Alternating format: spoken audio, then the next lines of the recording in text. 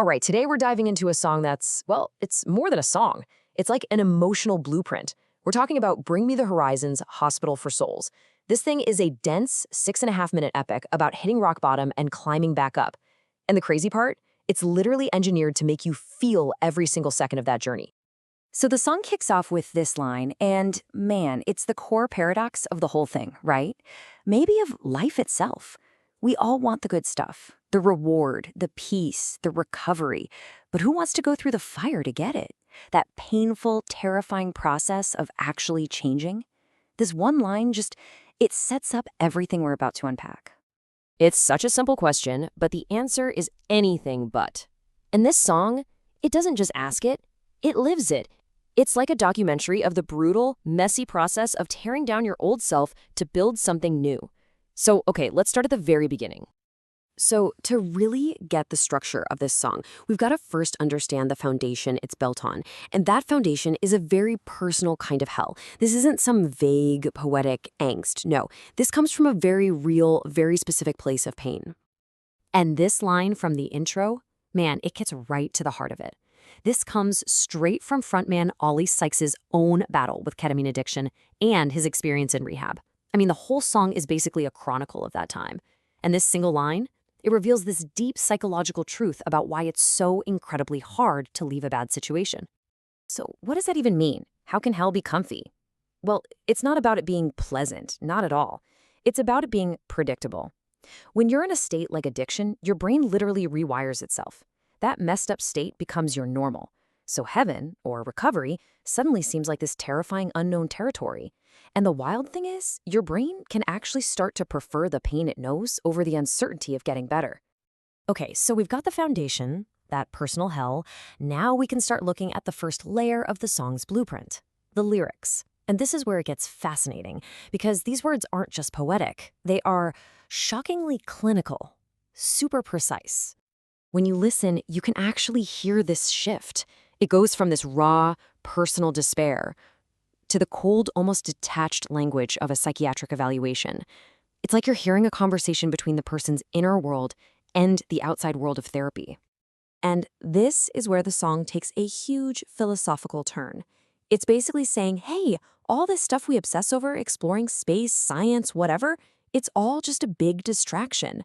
The real final frontier, the scary place nobody wants to go, is inside our own heads. It's a modern take on that ancient Greek idea, right? Know thyself. And then, bam, the tone just completely shifts. We're not in poetry land anymore. This sounds like a doctor's office. This question is a direct reference to something called the visual analog scale. It's a real tool therapists use to get you to rate your pain or your mood. The song is literally quoting a diagnostic checklist. How wild is that? Now, these next lines can feel really jarring, but they're not there just for shock value. These are word for word the kinds of standard questions a professional asks to screen for suicide risk or eating disorders, things that often go hand in hand with addiction. The song is just holding up a mirror to the raw, unfiltered, and sometimes uncomfortable reality of getting help. Okay, so we've got the personal story and we've got the lyrical map. But now, let's talk about the sound, because this is where the song becomes a masterpiece of engineering. They are literally building a mental state out of audio. Seriously, in this track, nothing is an accident. Every single echo, every guitar tone, every synth sound, it's all there for a reason. It's meant to represent a specific feeling. The production on this is just genius, and it tells a story that's every bit as powerful as the lyrics. Let's just break down how they actually do it. You hear that huge reverb on the vocals? That's not just to sound cool. That's the sound of being alone in your own head. The compression on all the instruments, it makes everything feel so tight and pressurized, like you can't breathe. And the synths in the background, they're like an emotional numbing agent. And when they get pulled back and the vocal cuts through, that's the sound of the soul literally fighting its way out of the fog. Now, this might look like a bunch of technical jargon for music producers, but it's not. Think of it as a set of tools for emotional storytelling.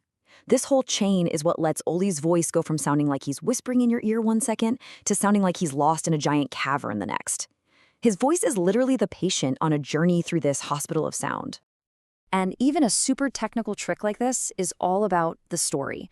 Parallel compression gives you this sound that's both huge and powerful, but at the same time feels like it's gasping for breath.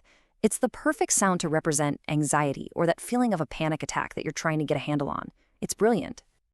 So you have all these layers, right? The personal story, the clinical lyrics, this incredible sound design, and they all build and build and build until they converge in this one massive transformative moment at the song's climax.